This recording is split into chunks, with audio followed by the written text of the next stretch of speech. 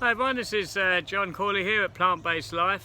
I haven't done a video for a little while, so I thought I'd quickly do one. And this year, as we all know, has been quite a chaotic, crazy year. Okay, I'm not going to go into all of that. That's probably been spoken about too much already.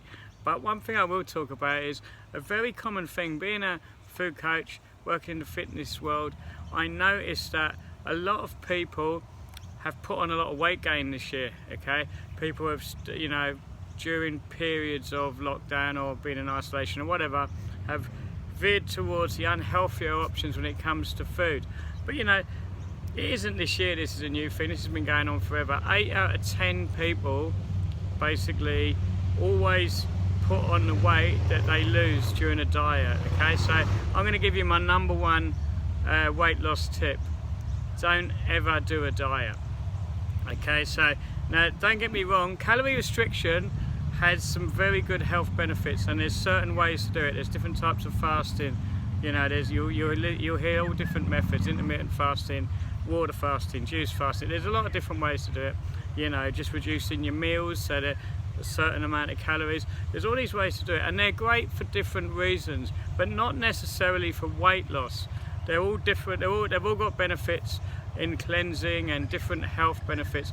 But long-term weight loss, that sustainable weight loss where you lose the weight and you keep it off, this is healthy lifestyle habits that you implement, and then you keep them as lifelong habits. Okay, anyone can lose weight by calorie restricting for a period of time. Okay, anyone can do that, but it's the long-term keeping the weight off that's the real challenge. And the number one reason I find that people struggle with this is because when they lose the weight, as soon as they finish the calorie restriction period, they go back to eating large meals again, or going back to eating much more than their caloric surplus, much more than their caloric needs, okay, for their body. And everybody in the Western world is eating far too much anyway, and far too often most of the time, unless you're doing some intermittent fasting or whatever other protocol you might use.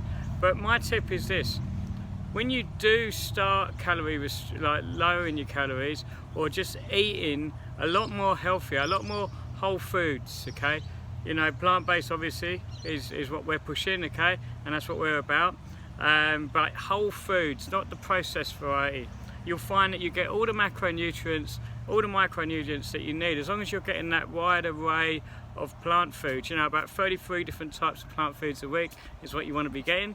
Now, focus on the whole foods, and don't worry so much about magic pills for losing weight or whatever else. The other thing is exercise. Now, I do a lot of exercise. I prescribe that all my clients or anyone who works with us does exercise that suits them. Okay, it's got to be specific exercise for you to help improve your overall quality of life. But here's the thing about exercise: don't rely on it for losing weight. Okay, so as simple as that.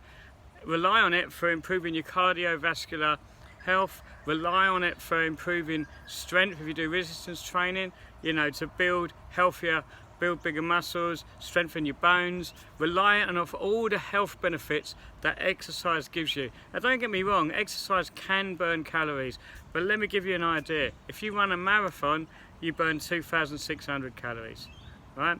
Now, the average person eats more than that in a day, or close to that in a day. So there you go, do the maths on that, right? So now, I'm not saying that you can't lose weight by doing exercise. You can.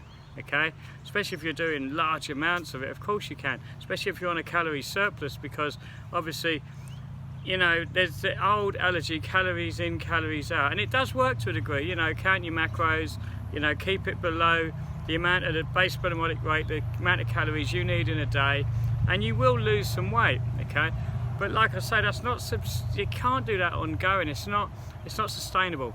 So what we've got to do is start off with small little changes, healthy habits, bringing in the green smoothies, do some juices every now and then, have some more regular meal times, eat at the same time. Now, very important when it comes to body fat, it's not everything about what you eat is a large part. It's about 80%. Nutrition is a large part, but it's also rest, recovery, sleep. Okay, if you're stressed out as well and you're not getting the rest and the sleep that you need, your body will store body fat. You know, it's just a natural response the body does. Same as when you calorie restrict for long periods of time. Your body would automatically adapt to that and store body fat. So you need to keep shocking the body, changing things up a little bit, but also making long-term healthy lifestyle habits that help you keep the weight off in the long run. Okay, and let's break that stat that I mentioned. 8 out of 10 people who do diets, they end up putting all the weight back on. That's crazy. That's across the world. That's just crazy. So diets don't work. Plain and simple. Forget about diets. Implement a lifestyle. And if you need more help with this, contact us for coaching or more information. And remember, peace, movement, and plants.